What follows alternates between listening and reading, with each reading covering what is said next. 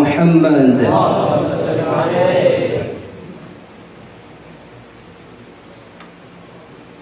Assalamualaikum warahmatullahi wabarakatuh.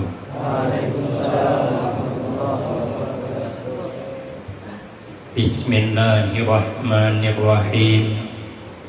Alhamdulillahi rabbil alamin. Wassalatu wassalamu ala asyrafil anbiya wal mursalin wa ala alihi wa ashabihi ajma'in. La hawla wa la quwwata illa billahil aliyyil azim. Rabbi shrah li sadri wa yassir li amri wahlul 'uqdatam min lisani yafqahu qawli. Amma ba'du, fa aqulu wa 'alallahi tawakkuli.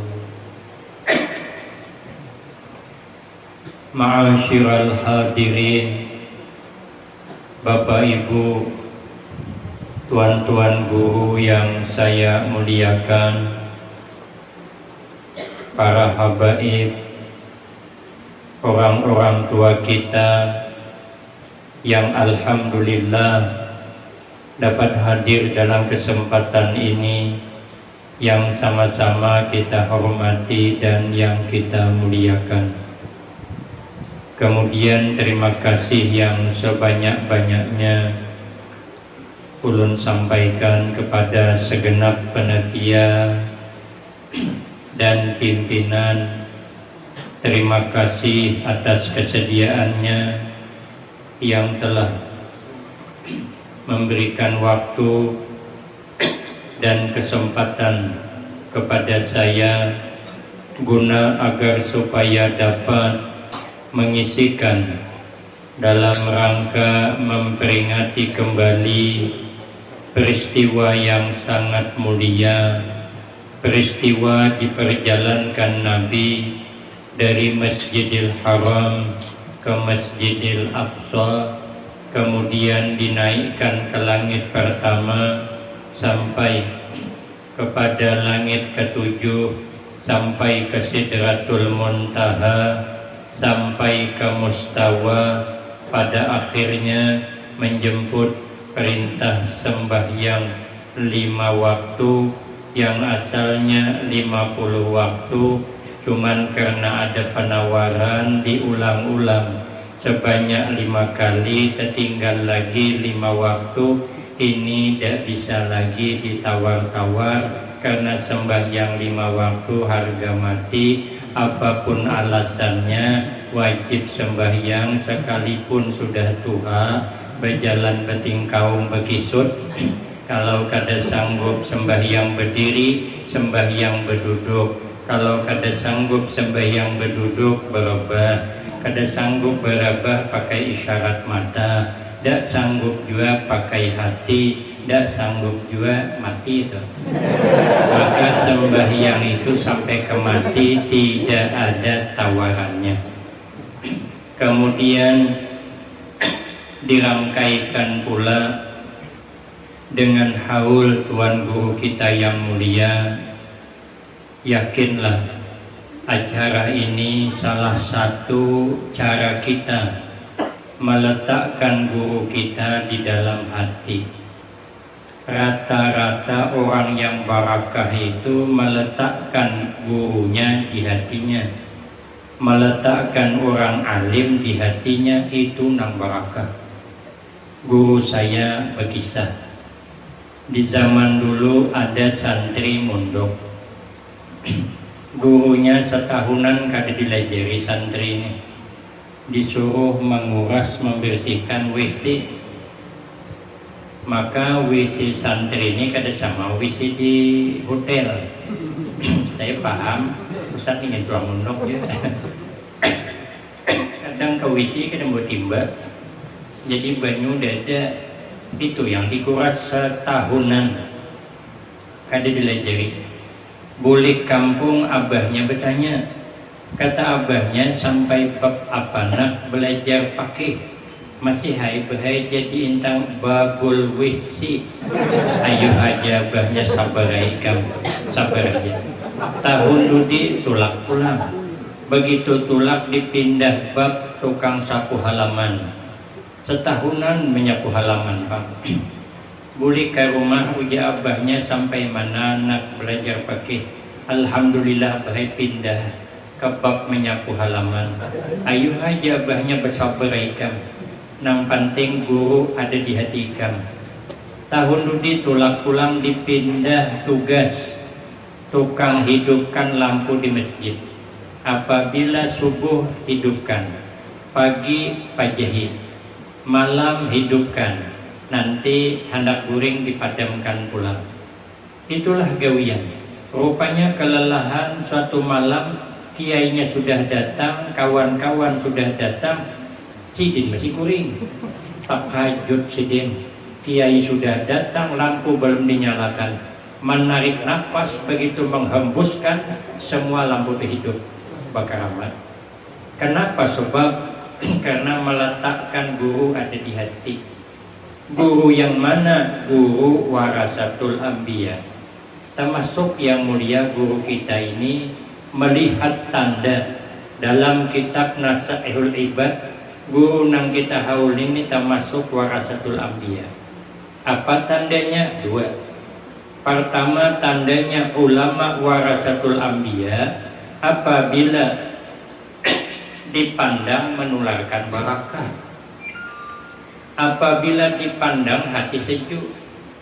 Jangankan orangnya, gambarnya aja dipandang nyaman dah. Kalau gambar sidin ada di rumah kita, aduan nih lewat ke baju aduan nih. Gambarnya cuman. Kenapa? Sebab karena wibawanya. Itu katanya tanda ulama warasatul anbiya. Kalau kami di sana ayah, kami manggil ayah. Sepupunya guru kita Kiai Haji Ahmad Bafid, itu sepupu sekali sidin. Itu kalau hadir sidin di acara kita merasa senang hati. Yang kedua, apabila bercakap menularkan barakah. Apabila sidin bercakap nyaman kita memakai, itu tanda ulama warasatul anbiya.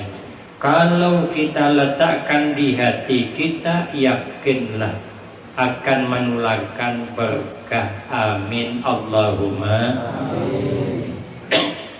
Sebelum Rasulullah sallallahu alaihi wasallam diperjalankan dari Masjidil Haram ke Masjidil Aqsa, terlebih dahulu Nabi dibawa ke tepi telaga Zamzam, dibedah dadanya, dikeluarkan hatinya, lalu dibersihkan. Padahal hati Nabi itu bersih, tidak kotor, karena hati Nabi itu jar bagaikan emas. Emas itu kada menerima karat. Kada sama hati kita, bagaikan besi. Besi terendam di banyu masin bekarat. Hati Nabi kada mau bekarat. Tapi walaupun hati Nabi kada bekarat, tetap dibersihkan. Apalagi hati kita nang bisa bekarat nih, maka senantiasa harus dibersihkan. Kenapa maka hati nang dibersihkan? Karena hati itu sopir kehidupan. Baik apa tidak kita tergantung hati kita. Baik apa tidak jalan mobil tergantung sopirnya. Kalau sopirnya bagus, jalannya nyaman, taguringan di mobil. Amun sopirnya kada sihat, di tikungan pantainya gas, awas sama awas bantam. Kenapa kita ni maka hidup kada akor? Hatinya ada beres. Hati kita. Makanya betul lah kata Kiai Agim tu, jagalah hati, jangan kau nodai. Cuman ada yang nambahi, jagalah suami, jangan sampai tak kawin lagi. Nah itu siapa yang nambahi? Boleh tahu juga. Saya ada mendengar lagunya tuh. Nah ada yang nambahi. Makanya sebenarnya yang mikir itu bukan hati, yang mikir itu otak. Tapi yang selalu disentuh hati, anak tulak sekolah, hati-hati apabila hendaknya barang, hati-hati di jalan. Ada jalan sedang diperbaiki, pasang merek, awas, maaf, hati-hati. Ada suah dipasang merek, maaf Pak, jalan sedang diperbaiki, kotak-kotak ke depan. Makanya hati ini jangan sampai kotor. Apa penyakit hati yang berbahaya?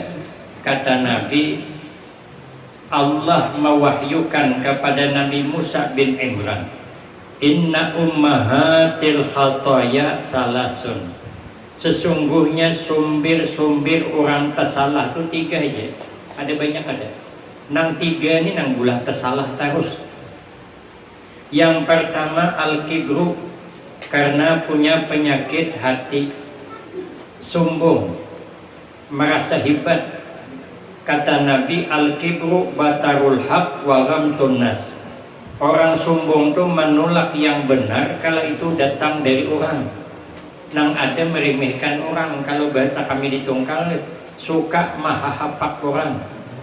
Kalau itu pendapat orang sekalipun benar kada menerima. Ada kisah kawan saya, anaknya ini sekolah SD, bekelahi rupanya, bulik ke rumah, menangis. Uja abahnya ngapa ikam menangis?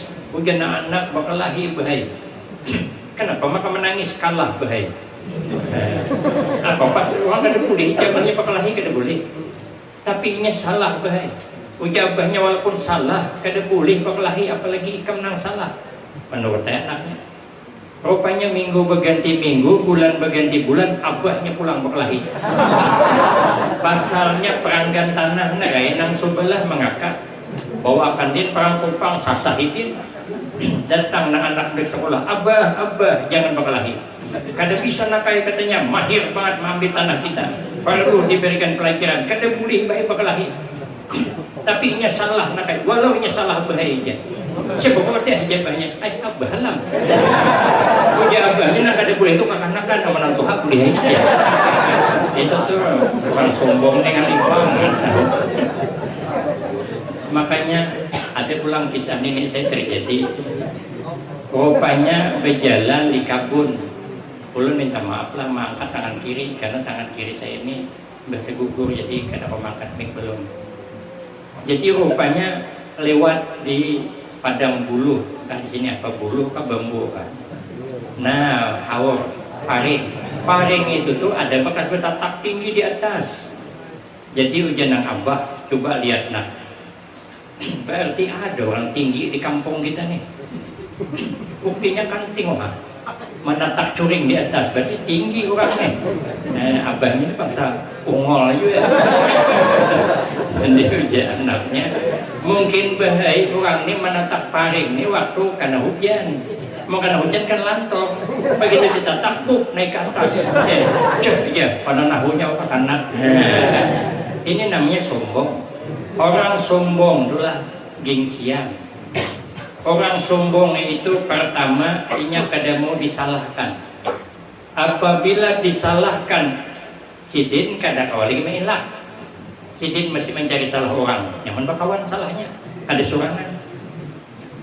Di kampung kami nang bebelang di gulu tu panau ngarannya. Nang begaru tu kuah. Jadi rupanya sidin ini bepanau di gulu. Maka mendua kilan panaunya banyak. Jadi jenal sikong cilja gulu pian tu pepanau hehehe aku ge pepanau ha tetanggaku kekuap lagi. Artinya apa? Kalau panau kan cuma merusak pemandangan, kalau kurap kan sungguh mengganggu lingkungan. Apa ada mengganggu lingkungan untuk jebul paksa kawan nutup picawan. Artinya apa? Jelek aku masih ada jelek nang pada aku lagi. Itu kan sombong dah. Pas sombong pokoknya gengsian. Kada tahu, kada bertanya. Ada orang Banjar, tapi lain Banjar sini. Orang Banjar ini berjual apa namanya, itik ya. Nang ngak bintalo tu nah. Berjual itik. Jadi nang menukar orang Jawa. Jadi orang Banjar itik kan. Bagi orang kita Jawa, iki lanang apa itu? Lanang tu itik laki, itik bini kan begitu. orang Banjarnya dinya pangguhitnya deh ite ketikam deh iki lanang apa itu jangan Banjar bisa ikan berenang cuman kada leju karena itiknya Tuhan ada orang sombong nih alih tahu orang sombong nih sengsara orang sombong nih di kampung kami. Jadi rupanya tulah ke kota. Rupanya di kota ini pemilih ini menyuguhi minuman limun seperila nang botol kaca nang hirang doh. Nah, begitu disuguhkan, begitu dibuka, cus ya menyambung, main jangan sekong. Mantapnya minuman orang ini kayak ular sambung begitu. Sekali ditumpah ke cawan menggurak. Jadi kata tuan rumah silahkan minum. Kada aja kami madang dingin aja. Jadi tuan rumah ini kada dingin kada aja. Ini kada panas kada dingin. Alah aja sikong kada mau dibalui kami tuh ada. Jelas begini menggurak di mana kada panas. Nah, jadi tuan rumah minum. Sudah tuan rumah minum tadi timbul lagi sih. Masa kalah dengan tuan rumah. Oh jenang berdua kita guhit aja juga. Kita minum aja melatup lelah. Sekali diminum kada panas kada nyaman rupanya. Begitu nyaman tadi hendak lagi tapi habis. Oh jenang seikong gampang. Kita kan masih di kota. Kita tulak seorang aja. Jenang seikong apa miliknya? Milik kita sebelah sana pangandaknya. Nak bertakun kan malu. Oh jenang seikong kada payah. Ada yang bertanya milik. Pokoknya apabila ada botol kaca hirang, iya toh. Sulakai ke pasar, nang ada jual botol-botolan. Jadi jangan punya toko, noker apa cek? Ada aja kami nak tengok-tengok dulu, nak beli lihat dulu aja sidin. Rupanya beli lihat, terlihat kicap-cap gula, nang botol kaca atau isinya kicap. Jasidin nih nang hendak bertukar. Sudah ditukar dibayari sekalinya hendak dianu pulang kita buka akan.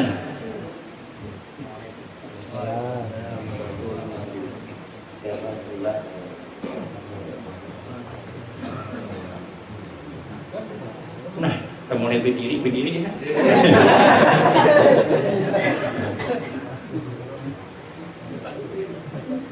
Sekalinya kita buka akan pulang.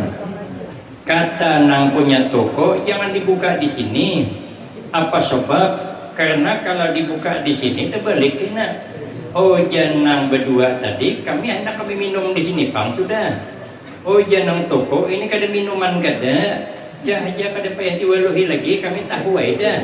Hanya minum. Sekali diminum masinnya minta ampun. Tapi karena sudah telanjur habiskan gula. Balik ke rumah seminggu behiraan. Akibat sombong. Ada lagi nasi ikong. Saya nampun kisah ini kawan bukan aku. Jadi kalau andai kata tersalah bukan ulun yang salah, kawan itu yang salah. Andai kata kisah ini berdusta bukan ulun, kawan yang berdusta. Ulun menggini cuman. Jadi kisahnya tuh orang kampung. Sebenarnya saya ini pun orang kampung sebenarnya. Makanya ulun datang ke sini ini kayak mimpi. Kada ada rencana nak ke sini. Cuman dengan perantara Ustadz Sandi ini tak ke sini juga.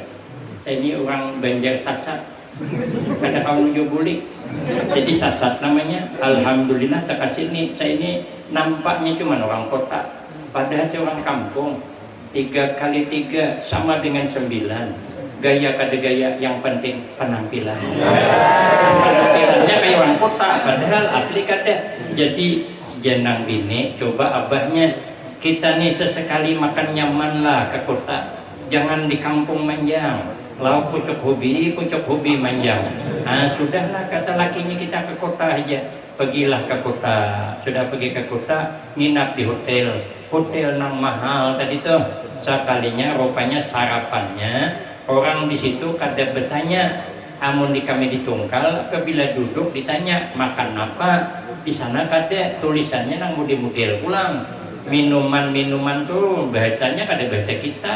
Saya ingin karena tersalah anak minum jus pukat misalkannya lain nang keluar karena bahasanya tuh ada kat-kat ujungnya lain kedede. Jadi awak terabastan cuman aku kebuat ada tahu aja juga. Artinya bungol itu jangan tidak nampak akan. Tahuan kawan pada bungol. Ada tahu di kuliah orang kayak Pak.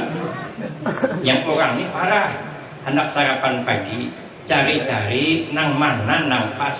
Ujian nang bini ngini aja bangai nih. Nang ini nih. Patrijal bacaannya. Nah ini aja kita minta 2 piring. Sekalinya datang apa? Acar timun. Jenang bini bapak kita sarapan acar timun. Ini bangai parah pada di kampung lagi. Kalau di kampung ada juga limping pisang. Ini acar timun. Oh jenang laki marah barang sudah terlanjur hentam dihentam. Jadi paling sakit parut kita. Cuman nang bini ini kita terima juga. Tata lingok ke sebelah.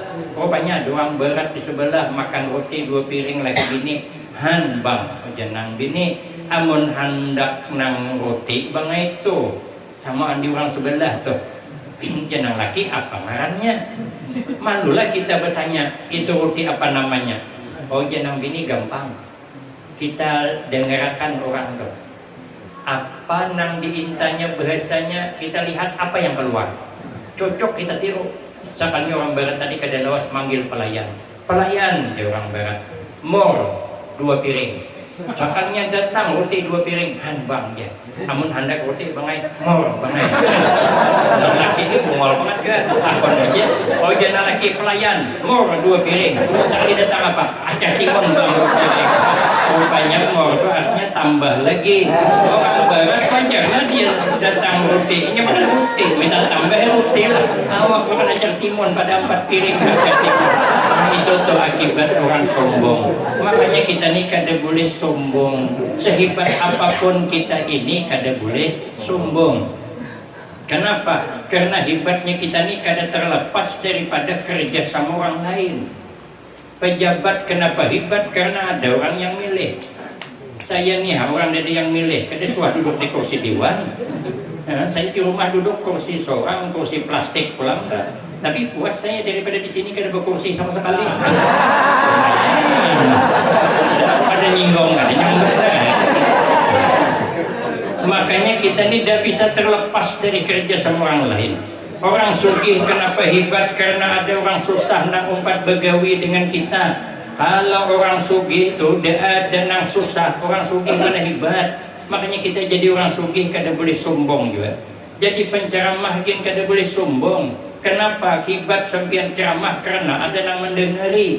Namun yang mendengari kada ada mana hebat ceramah. Saya di sini disuruh ceramah surangan orangnya dia tidak aku pajak saya tadi jangan gitu. Lalu main bulik aku. Harapan ini kawan bawakan tali aja ini. Mun kada hanau gula, mun kada nyau gila antara. Hendak nyaman contohnya.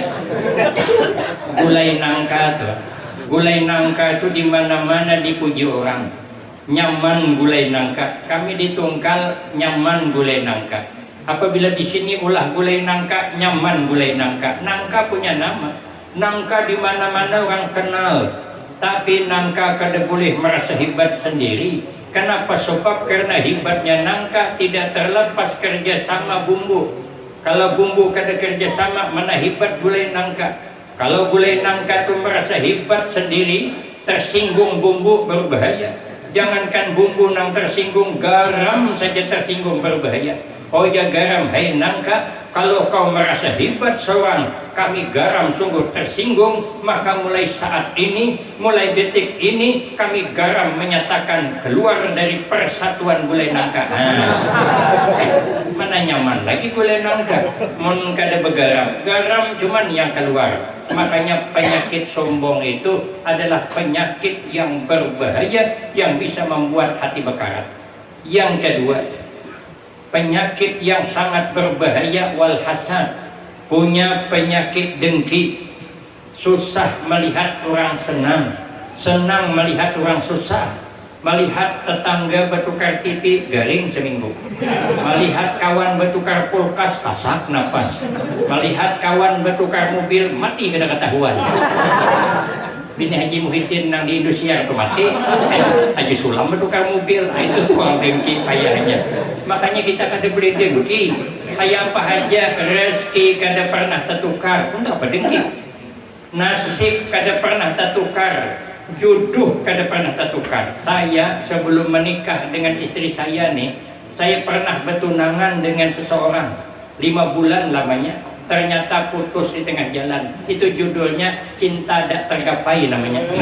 Saya dipanggil malam oleh calon mertua itu menyatakan putus, bulik di situ saya tertendang pintu. Oh jangan sidin, hati-hati guru aja, rumah kami ada. Dalam hati saya bukan rumah nang kadap, hati saya nang galau. Apa kada galau? Orang segagah saya diputuskan. Apa kata dunia?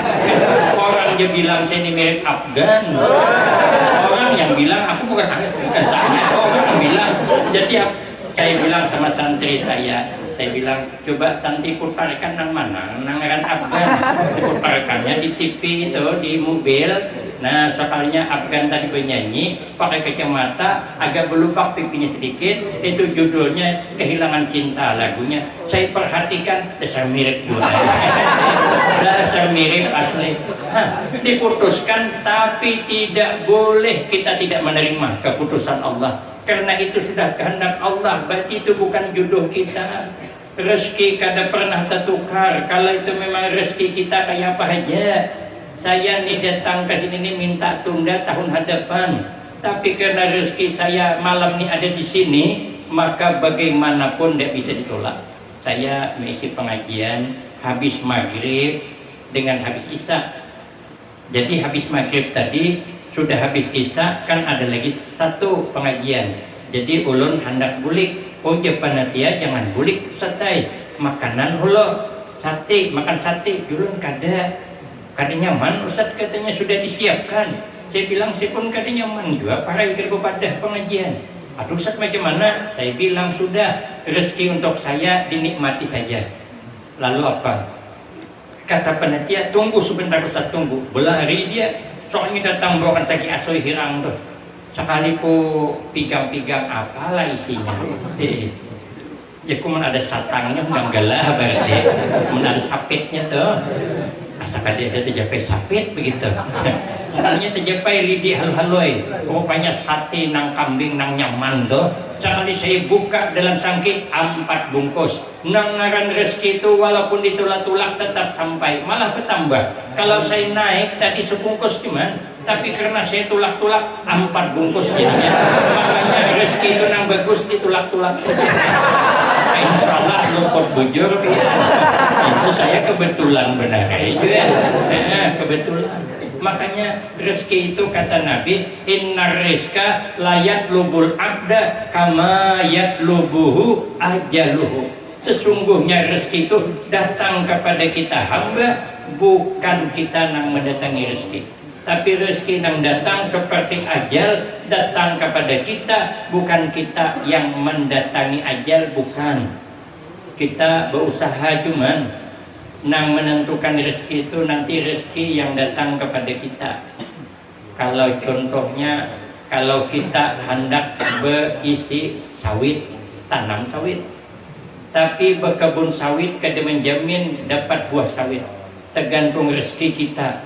Kalau rezeki kita banyak tanam sawit, buahnya tak keliling. Kalau rezeki kita sedikit, buahnya berseberangan. Kalau rezeki kita kada ada, tanam sawit laki kada berbuah. Itulah namanya rezeki yang datang. Nanam sawit usaha, buah itu rezeki. Kita mancing. Kalau di wadah kami sana mau unjun. Awam di sini unjun kan mancing enggak? Nah, mau unjun. Unjun itu usaha. Kita pasang umpan, pasang kawat, timbai ke sungai. Rezeki mana ikan? Tergantung rezeki kita. Setelah unjun dilabuh ke sungai, itu nanti rezeki yang datang. Bukan unjun yang mengapungi ikan, kada ikan yang datang. Amun unjun yang mengapung ikan, kada usah umpan unjun. Timbainya kawat solusin 12 dapat ikan. Nah, ada tetap rezeki yang datang. Maka kalau rezeki kita bagaimanapun kada tertukar. Kalau memang punya kita, tetap punya kita. Kenapa? Karena kata Imam Syafi'i, rezeki itu ibarat bayangan. Kemanapun kita berlari, dia tetap datang. Kita bayangan punya kita. Apabila kita berjalan, nyompat juga berjalan. Apabila kita melacong dunia.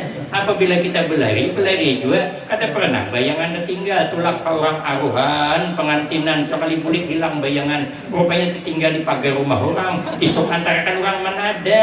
Tapi kalau itu bukan bayangan kita, berlari kita mengejar kada kawan, jejak bayangan kawan dong. Masih orang 10 jejak, bila bergerak hilang bayangan dong. Amun kada rezeki kita kayak apa aja, kada bisa dapat, makanya hidup kita kada boleh dengki, kada boleh hasad dengan keberhasilan orang lain.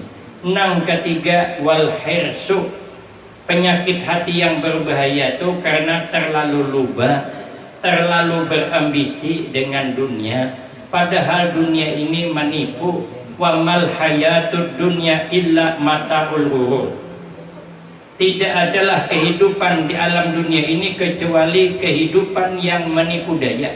Apa kada tertipu kita? Waktu lagi anom gagah kita. Sudah tuha uyuh juga. Lagi anom bungas. Ibu-ibu nang di samping tu lagi anu banyak nang kayak ayu tinting. Sudah tuha ada nang pada mak lampir. Berarti kan menipu. Waktu lapar kita makan nyaman, nambah nang kedua mulai berkurang deh. Nambah nang ketiga kan sanggup lagi. Mana nyaman dari mana menipu. Dada nang kekal tu dada. Dunia ini membosankan. Hari-hari makan lauk ikan bosan, hari-hari makan undang bosan, hari-hari makan lauk daging bosan, apalagi hari-hari makan ikan belauk mungkin bosan lagi, karena dunia membosankan. Dunia ini buat sengsara.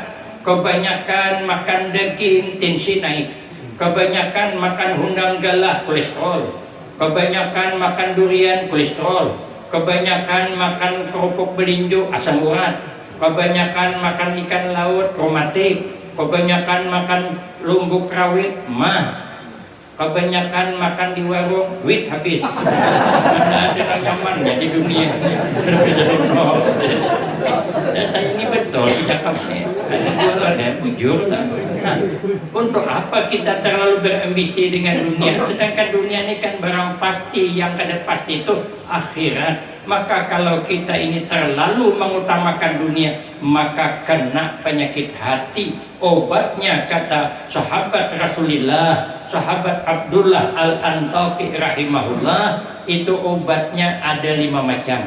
Yang pertama, mujalasatu solehin, mau duduk kumpul dengan orang-orang soleh. Perkumpulan orang soleh itu 2 aja. Pertama, majlisul ilmi wa zikri, perkumpulan ilmu dan perkumpulan berzikir. Tadi kita sama-sama berzikir, kemudian kita bicara tentang ilmu. Ini namanya majelis orang soleh. Walaupun kita belum termasuk orang soleh, tapi kita sudah berada di majelis orang soleh, dan ini adalah obatnya penyakit hati. Nah, kedua, majelisnya orang soleh itu wa ikhbarus solehin, mencerita-ceritakan orang-orang soleh. Makanya kita membacakan manakib nang tadi, walaupun kada pakai mic, ini termasuk obat hati. Mencerita-ceritakan orang-orang soleh itu menyebabkan rahmat turun. Maka itu kalau kita menceritakan orang-orang soleh, maka itu termasuk obat hati. Karena orang soleh itu, beliau itu bergurauin. Bisa jadi bergurau, cuman ada di zaman dulu namanya Habib Soleh. Beliau bergurau. Ada orang tua lumpuh, dipikul oleh anaknya ke rumah sidin, membawa duit 1 koper. 1 koper nang danau itu dibawakan duitnya, lalu ditumpah oleh anaknya di hadapan Habib tadi. Habib, tolong jampikan abah saya nih supaya jangan lumpuh lagi, karena kami hendak banget abah kami ini wages. Kalau bisa Habib, ini semuanya duit untuk sempian. Lalu kata Habib, ambil santrinya, ini duit lunggok di satu tempat, dituyok situ, kumpulkan situ. Sudah terkumpul duit, ujar Habib tadi, ambil korek api, mancis ambil. Sudah diambil, kata Habib Soleh, bakar duitnya. Begitu dihidupi api hendak membakar, nang Tuhan lumpuh tadi melacong. Habib dia tolong jangan dibakar kamu tuhuk mengumpulkan. Bagi Habib ayo ada jadi masuk akan pulang ke dalam koper. Jin habulikan lagi ikam wages sudah. Dikajuti cuma orang lumpuh wages. Tapi kita jangan diperhatikan ini. Kalau baik boleh kena ada peninian lumpuh, kajuti tambah lumpuh. Karena kita ini ada termasuk orang hebat. Ini tadi kan orang soleh maksudnya. Makanya orang soleh ini kadang-kadang bergurau gitu. Ada di zaman dulu itu orang hendak sembahyang istisqa minta hujan. Jadi berjalan ke tanah lapang ada orang tuha tuh. Orang tuha tadi itu duduk di bawah pohon. Begitu duduk di bawah pohon, lalu kata sidin hendak kemanaan? Hendak sembahyang istisqa minta hujan. Hujan nang orang banyak, pian kada saumpat, pian begini sini aja. Berdoa di sini jadi yang kada saumpat kebelatan tadi durang mbak nanti berjalan. Ayo aja sidin, tolong bantu doa. Sidin berdoa sedikit dua, ya Allah hujankanlah hari dengan berkah dua mataku. Itu narai, tidak ada kekaruan kada. Awak maka sepirot nontong bacaan. Ada juga kabul-kabul, soalnya mendarau hujan sing labatan. Lalu orang bingung, ini kenapa? Maka hujan ini kenapa? Apa yang ada di dua mata? Oh, rupanya dua mata sidin pernah bermimpi melihat Rasulullah Sallallahu Alaihi Wasallam. Guru nang kita haul ini selalu bermimpi bertemu Rasulullah Sallallahu Alaihi Wasallam. Makanya kita gandingkan dengan peringatan Isra wal Mi'raj, ini adalah termasuk obat hati. Nang kedua obat hati wa qiraatil Quran. Selalu membaca Al-Quran. Makanya orang-orang hebat itu mesti segawinya membaca Al-Quran. Kalau Tuan Syekh Abdul Qadir Al-Jilani radhiyallahu an, beliau setiap malam selama 40 tahun mengkhatamkan Al-Quran setiap malam. Kalau Imam Syafi'i radhiyallahu an setiap bulan Ramadan mengkhatamkan Al-Quran sebanyak 60 kali. Tapi wajar aja Bang, Imam Syafi'i ini umur 7 tahun sudah hafal Al-Quran. Nenek kita 70 tahun umur alifan gak ada hafal. Maka ketujuh banget jadi imam sidin nih. Asal tegawil sedikit menciok maju. Iya apabila tegawil bingkas langsung. Ayat langganan kuliah qul huwallah. Anak nang haloi dibawa terus berjamaah umumnya. Karena berlangganan anak nang haloi itu hafal.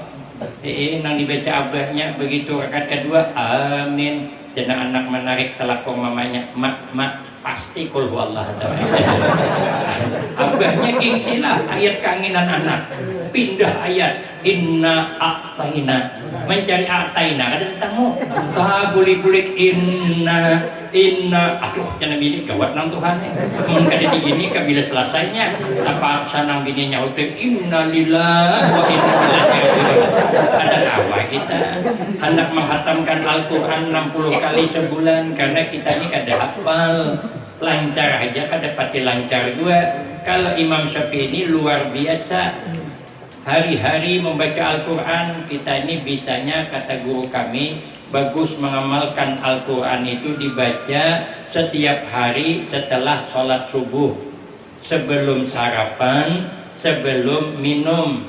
Baca Al-Quran dulu sedapatnya. Kata guru saya, ada yang mengamalkan alhamdulillah rezekinya lancar. Jadi saya kalau ditanya orang apa amalan Ustadz supaya rezekinya murah, saya bilang amalkan Al-Quran habis sembahyang subuh. Apabila nya mau ulang-ulang Ustadz minta pang amalan pelaris dagang, jago jual nang murah pada orang. Namun orang berjual gula 15.000 sekilo, bantaikan 10. Maisat ya kan ada untungnya, kita kan bicara untung kan yang penting laris. Menanak untung baca Al-Quran. Makanya Imam Syafi'i gawinya baca Al-Quran doang. Kenapa? Sebab karena baca Al-Quran itu obat hati. Makanya ujian Nabi adibu auladakum ala salasi khisal. Muliakanlah olehmu, didiklah olehmu anak-anak kamu tuh agar memiliki 3 macam perkara. Yang pertama hubbi nabiyikum, Didik anak itu je Nabi supaya inya tuh mencintai Nabi kamu. Kenapa? Karena Nabi ini basyarun lakal basyar. Nabi itu manusia tapi tidak sama dengan kita manusia. Boleh kita teliti satu-satu. Nabi sebelum lahir berada dalam kandungan. Kita pun sebelum lahir berada juga dalam kandungan.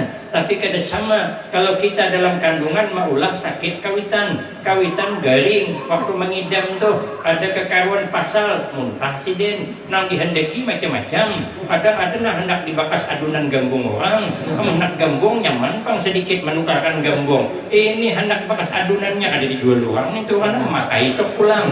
Ada diintakan. Kalau kok anak liur diintakan memberi supan, mengalihi kawitan kita nih sejak dalam kandungan mengalihi deh.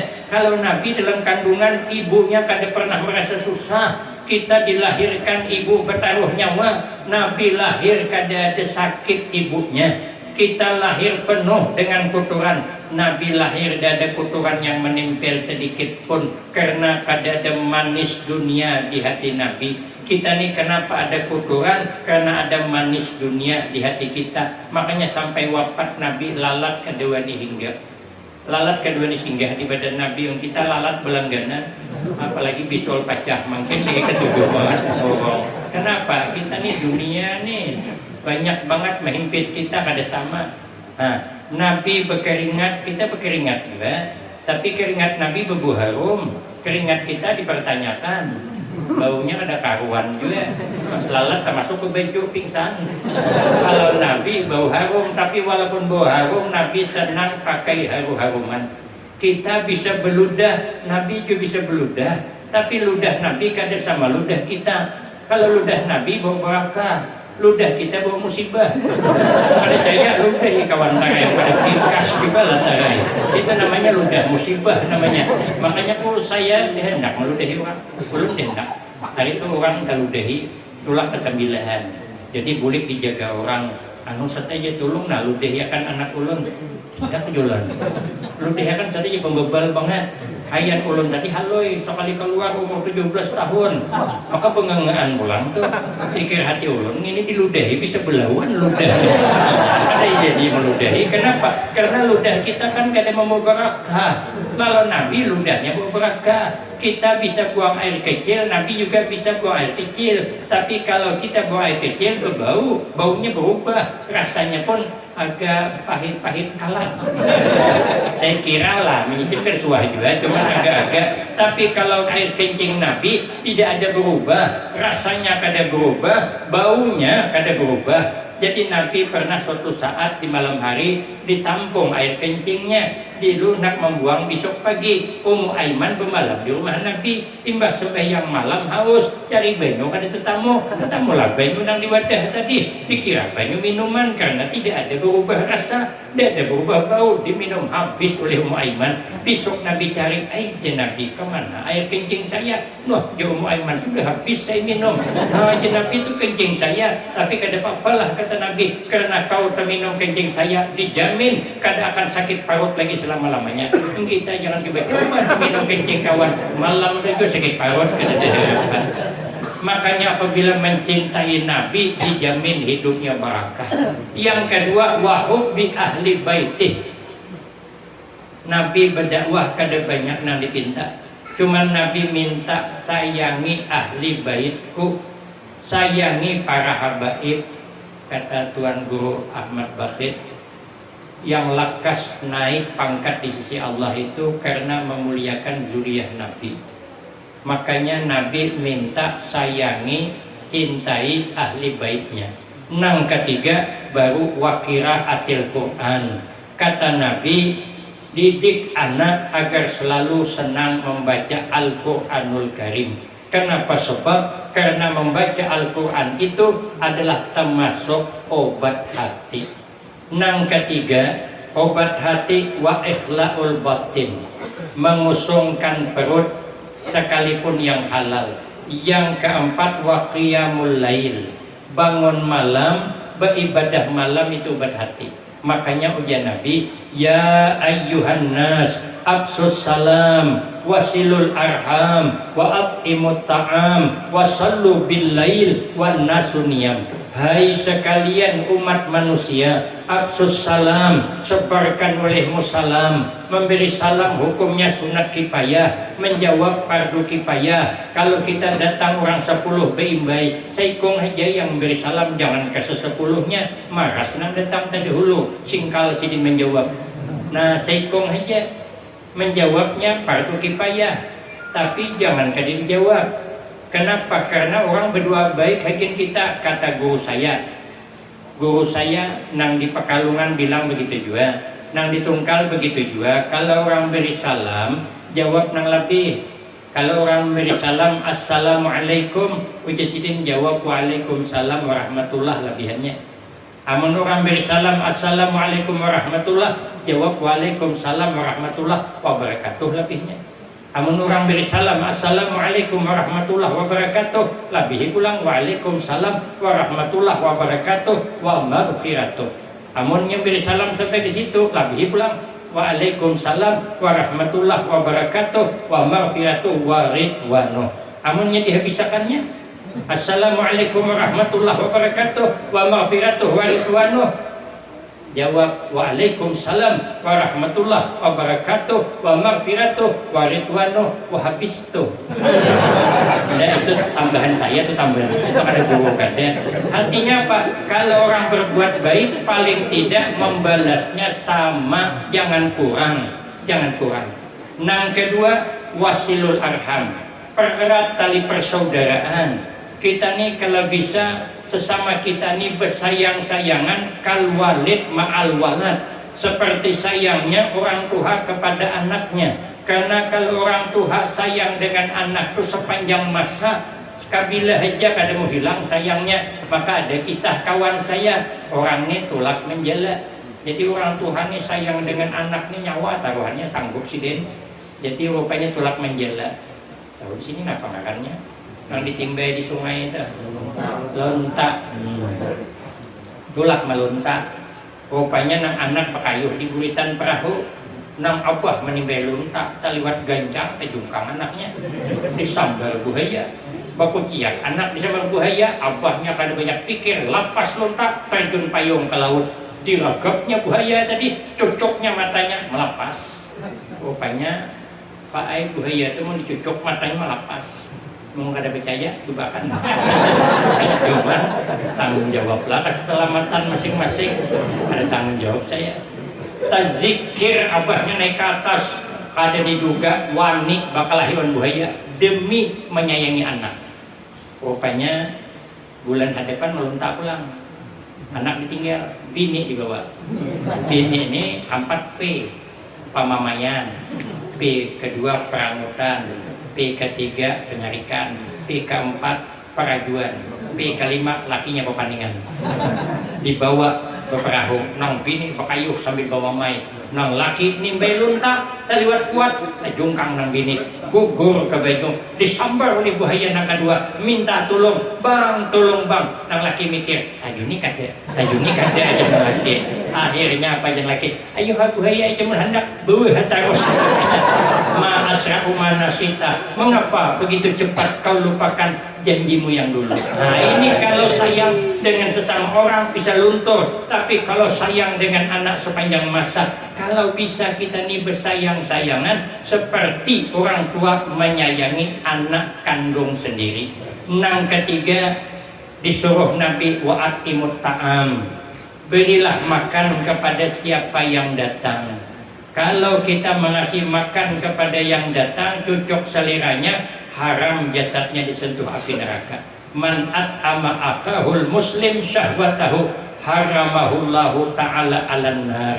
Kata Nabi, siapapun orangnya yang pernah menyuguhi tamunya sesuai dengan seliranya, maka haram jasadnya disentuh api neraka. Makanya bagus kalau orang datang itu, kalau dia lama di rumah kita, pemilih sampai 2-3 hari, bagus ditanya mau minum apa, tapi sebut namanya, jangan langsung ditanya mau minum apa Pak, telur aja. Nah di rumah pada bisikin talu, kayak mana mulakan sambat apa nang ada, hendak minum teh kah, terserah aja, hendak kopi kah, terserah aja, kan nang ada disambat, jangan ditanya langsung. pian hendak makan lauk apa, undang gelah aja. Nah, undang gelah kan diisi, nah itu nampak pai cuma itu kebanyakan gaya namanya.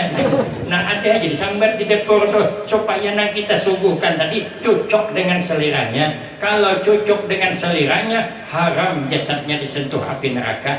Nang keempat, wasallu bil lail wan nasu niyam. Berusahalah kita bangun malam, orang sedang tidur, maka itu termasuk obat hati.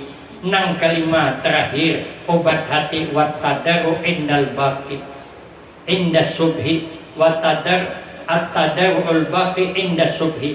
Artinya merendahkan diri sambil menangis menjelang datang masuk waktu subuh. Menyesali kesalahan kita agar hati kita terobati. Kalau hati kita sudah terobati, hilang daripada karat-karat hati, maka nanti apa yang kita lakukan akan selalu timbul yang baik. Nabi sebelum diperjalankan dibersihkan hatinya, setelah hati Nabi dibersihkan ada yang dititipkan untuk di perjalanan Nabi. Nanti insya Allah akan saya sambung pada episode yang berikutnya. Malam ini saya kelelahan, semalam tidur cuma 1 jam, tadi tidur sedikit karena di Jambi menginap di rumah santri. Rupanya malam minggu anak begadang di bawah, tidak bisa tidur saya, cuma dapat 1 jam. Tadi tidur dapatlah setengah jam, jadi baru 1,5 jam. Jadi saya banyak minta maaf kalau keadaan saya masih kurang pas. Saya banyak-banyak minta maaf, lebih kurang wabillahi taufik wal hidayah. Wassalamualaikum warahmatullahi wabarakatuh. Waalaikumsalam warahmatullahi wabarakatuh.